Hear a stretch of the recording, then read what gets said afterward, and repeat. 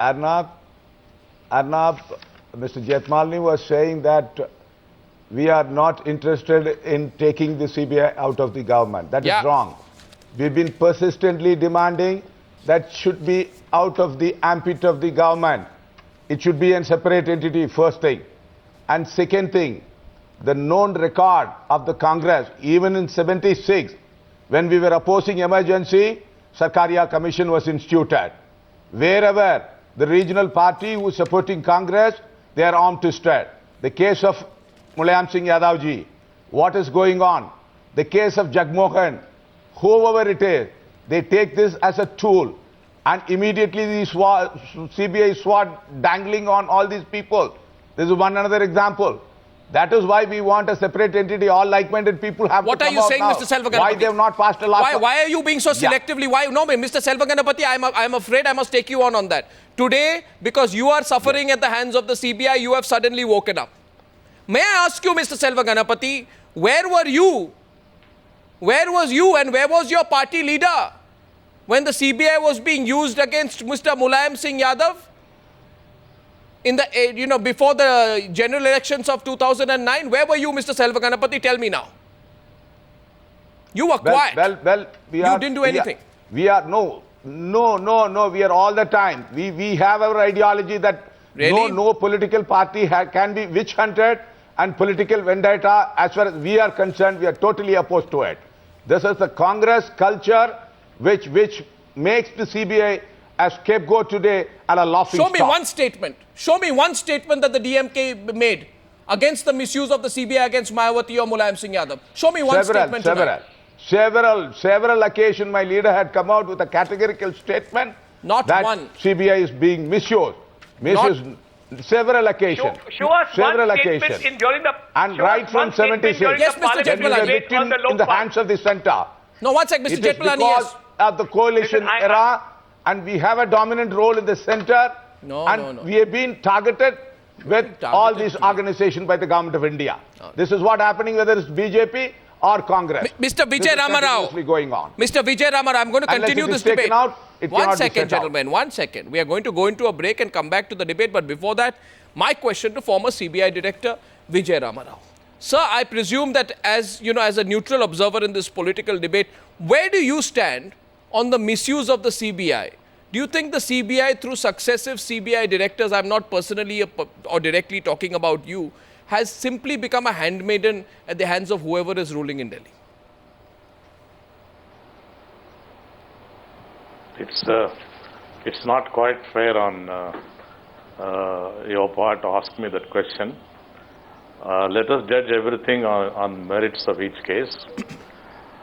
If the subject matter of discussion today is whether CBI has been misused or used by the government, my answer is directly no, as far as today's incident is concerned. Now, can I take one or two specific cases, please? My question first is, for example, yes, let's take some specific cases, Mr. Vijay Ramarao.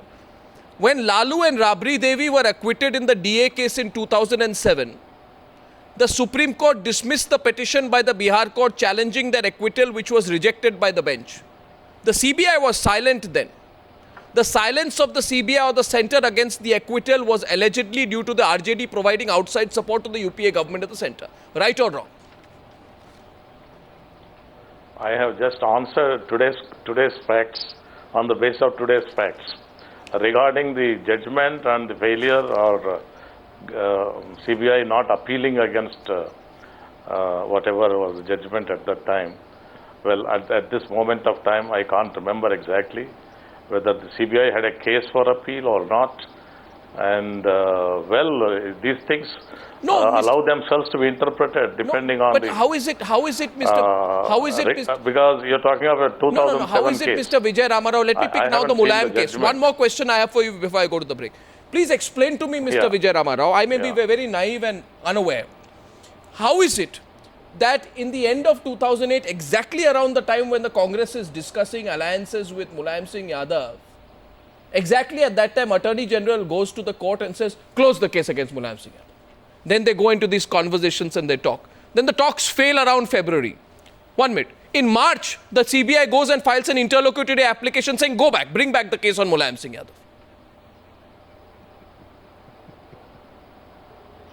How does this happen? Well, I think I didn't get your case. The case is, how does the CBI keep changing according to the political weather? Is it just a coincidence, Mr. Vijay Rama Rao? As far as today is concerned. No, not today. Not today. I'm saying historically. Historically, my analysis of the last 10 years tells me that the CBI and politics seem to have some strange working relationship. Why? See, I can't pass a value judgment without being thorough with the judgment and whether there was a case for appeal or not, and why they dropped action. I mean, we could go on talking about Bofors and many other things. Let's get our facts right, and let me also understand the facts before I am able to answer that, well, there was a case for appeal and the CBI didn't do it. I don't mind saying that.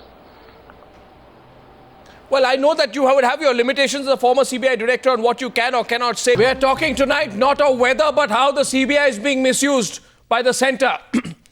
Sankarshan Thakur of the Telegraph joins the panel. Meenakshi Lekhi of the BJP. My first question in this part of the Newshour debate is to Rashid Alvi. Mr. Alvi, first of all, it's great to see you on the Newshour after a long time tonight on Times Now. Welcome.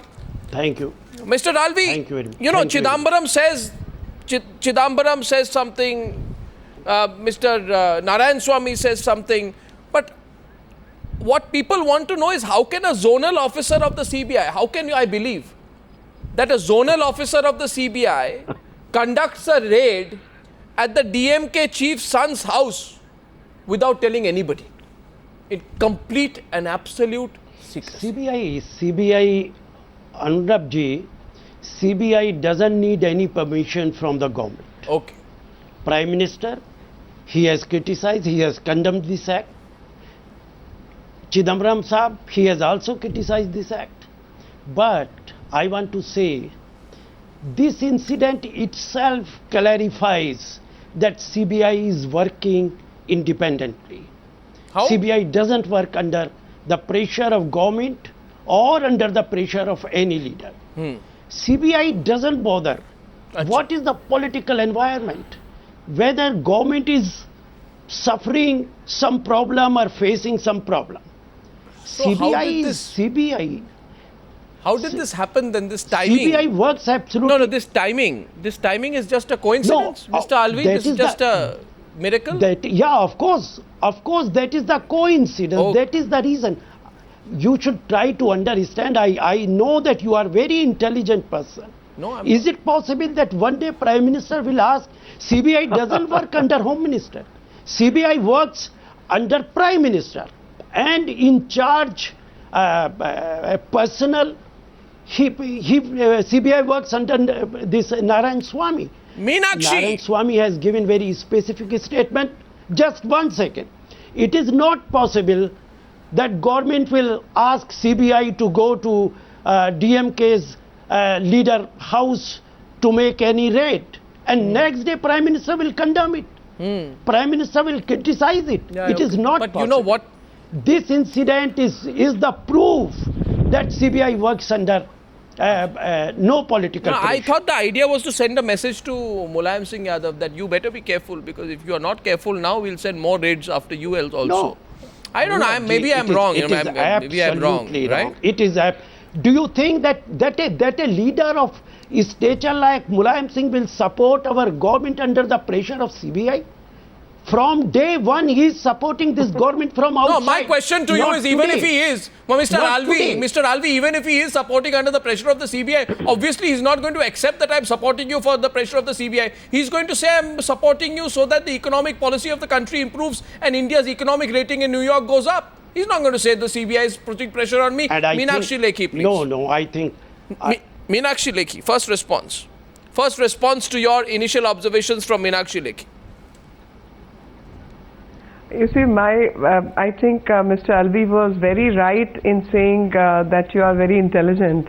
I would go to the extent of saying nobody is naive here. And because nobody is naive, one knows precisely how CBI and other organs of the state are used. And what one fails to, appreciate is that something which happened in 2007, none of the people in whose name cars were imported have been raided. And while they have not been raided is one aspect. 2009, 2010, there was genocide, and yet DMK chooses to keep quiet and sleep over it and wait for 2013 to come. Kanimoi's Kanimoi again has been named just 2 days back by the ED. ED is getting after her.